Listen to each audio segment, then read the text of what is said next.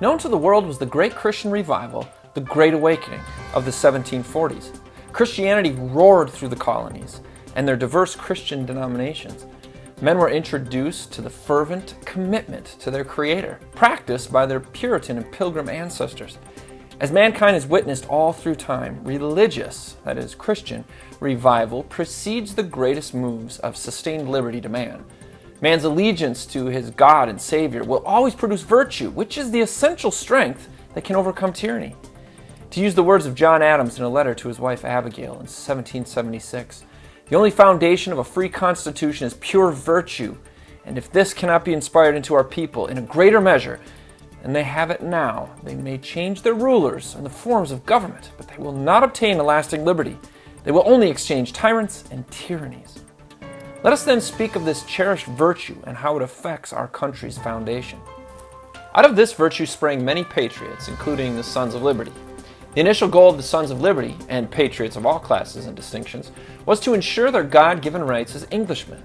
They relayed in print the major events of their struggle for liberty, and would hold meetings to decide which candidates to support, those that would bring about the desired political change. In return, the British authorities attempted to denigrate the Sons of Liberty by referring to them as the Sons of Violence or the Sons of Iniquity. Now, working in unison with the Sons of Liberty for the cause of liberty, colonial preachers espoused resistance and civil disobedience to the unjust rules of despotic kings and the lawless acts of a foreign parliament.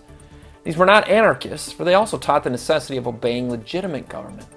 Their own colonial legislatures, which had been constituted from the duly elected representatives of the people, instilled a reverence and honor of God, government, as well as contempt for tyrants. More than any other element of society, King George feared the preachers. He called them the Black Regiment because of their black clerical robes they wore when preaching. Were it not for the Black Regiment, it is most unlikely that there would have ever been a Declaration of Independence that we celebrate this week. King George's fears of the Black Regiment were well-founded. In all of recorded history, there has never been a more capable and persuasive group of military recruiters. Many a preacher single-handedly raised multiple companies of men, and in most cases, those men then insisted he be their commander.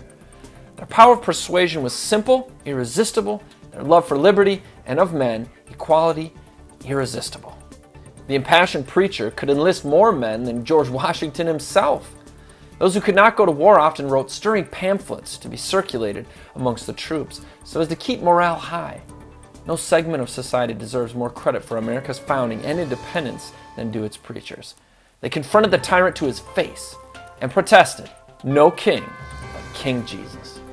This is Jake MacAulay with the Institute on the Constitution, and we wish you a happy Independence Week.